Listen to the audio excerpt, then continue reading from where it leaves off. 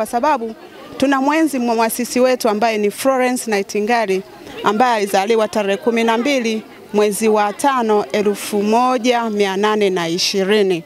Kwa hiyo muuguzi huyu alitoa huduma kwa upendo kwa wagonjwa, lakini pia alifanya matendo mema kwa wagonjwa. Aliwapa zawadi mbalimbali, lakini alijitoa kwa moyo mmoja kuwahudumia. Wanafunzi hawa tunawafundisha pia wanapotoa huduma kwa wagonjwa watoe kwa moyo mmoja, wawapende wagonjwa na wasipende kupokea rushwa. Sisi wauguzi hatupokei rushwa, na ndio kauli mbiu yetu kwamba muuguzi fanya kazi kwa moyo mmoja, kwa upendo kwa mgonjwa, lakini pia usipokee rushwa, kwa sababu pale mgonjwa anahitaji huduma yako.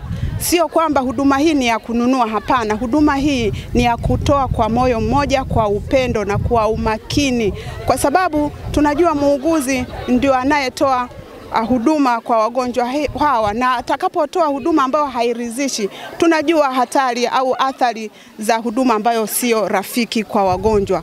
Vizuri, unaweza kuishia kwenye kundi la astashahada. Tunachokitamani, tunataka wauguzi wenye elimu na ujuzi wa kutosha.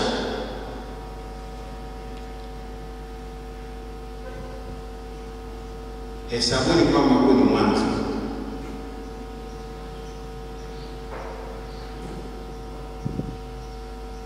Hesabuni kwamba huu ni mwanzo tu. Na kwa sababu picha lazima isome vizuri. Kwa miaka ya nyuma tulikuwa na vyuo vilivyosajiliwa vinavyotoa mafunzo ya kuishia astashahada, yani cheti. Sasa hivi hao mafunzo hayapo tena.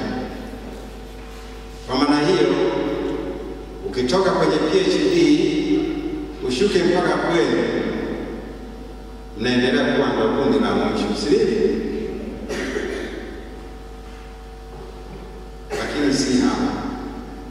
Ni kundi la mwisho kwenye mpangilio, lakini ndio nguvu kazi ya serikali. Na tunaelewa maandalizi yenu yalivyo. Na waomba mpende taaluma yenu, muithamini ninyi wenyewe, muione kwamba ni ya muhimu, lakini sio kwa maneno pekee, kwa kuweza kujua mahitaji kamili ya taaluma. Tambueni taaluma hii imeundwa kwa misingi yake. Mmesikia yanayosema juu ya Nightingale na mengine yaliyoboreshwa zaidi, na baadaye mtasikia leo kwenye viango tulikuwa tunaviangalia. Cha kwanza ambacho kinaguswa humo na kusisitizwa zaidi ni maadili, na hili ndio kweli. Taaluma ya uuguzi na ukunga haiendi kwa uwezo wa akili zako tu, bali cha kwanza ni maadili. Ukiwa na maadili mema, yale mengine yatafuata. Kwa majina naitwa Dr. Boniventure Matogo, ni kaimu mganga mkuu wa hospitali ya Kolandoto. Ninayo furaha kubwa siku hii ya leo tunaposherehekea siku hii ya wauguzi duniani, ambao maadhimisho yake yamefanyika hapa leo. Kwa kweli tunapozungumzia nyenzo ya uuguzi ni nyenzo pana sana, ukizingatia umuhimu, mchango wao na msaada wao mkubwa katika utoaji wa huduma mahala popote pale.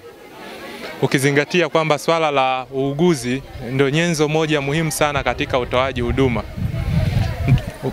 Pale unapozaliwa mpaka ile huduma ya mwisho ya huruma au palliative au palliation care inapokuwa inatolewa, ukiangalia yote. Ili kuwa mwanafamilia bora wa Global TV, usisahau kusubscribe, like, kushare na kucomment. Baada ya kusubscribe, bonyeza alama ya kengele ili kupata taarifa kwa kila video inayopanda Global TV Online.